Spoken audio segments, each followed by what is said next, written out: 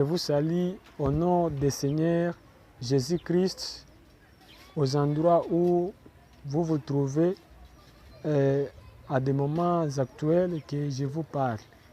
Oui, ces derniers temps, on avait une petite leçon qui nous parlait de quelques preuves qui nous prouvent que Jésus-Christ est le vrai Dieu créateur de l'univers.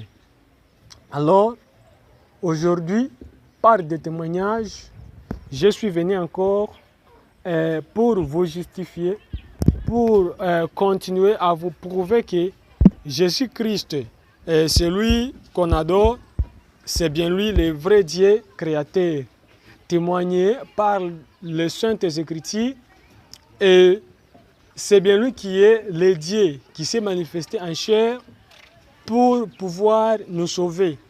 Ça, c'est une chose que beaucoup de personnes dédaignent. Ça, c'est une chose que beaucoup de personnes ignorent. Car personne dans ce monde qui est au courant de ça.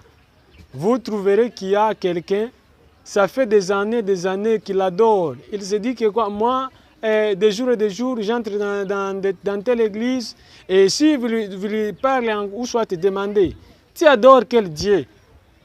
C'est là qu'il trouve alors des difficultés. C'est pour cette raison. Jésus-Christ avait dit à la femme là, samaritaine, que vous adorez ce que vous ne savez pas. C'est ça le problème qui comble beaucoup de gens dans ce monde ici. Il adore celui qui ne sait pas. Maintenant, une fois vous le dites alors que Jésus-Christ est le vrai Dieu, ils sont inquiets. On ne sait pas si c'est alors... C'est juste sur quoi. Maintenant, on a un témoignage ici de 1 Jean 5, 20. Ça, c'est un témoignage qui va nous aider pour pouvoir découvrir le vrai Dieu qu'on devrait tous adorer dans ce monde ici. Et nous lisons ça au nom de Jésus-Christ. Nous savons aussi que le Fils de Dieu est venu et qu'il nous a donné l'intelligence pour connaître le véritable.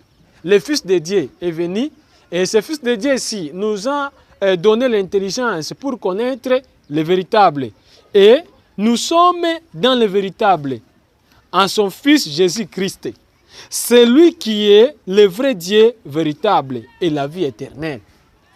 Jésus-Christ, c'est le vrai Dieu véritable et la vie éternelle que nous tous, nous devons l'adorer.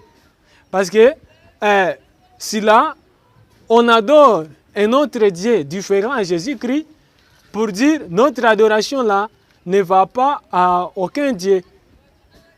Car le vrai Dieu qui nécessite d'être adoré, c'est Jésus-Christ.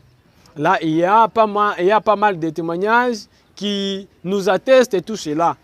Alors, c'est à vous de donner votre vie à Jésus-Christ, qui est notre vrai Dieu. Les autres ne savaient pas cela.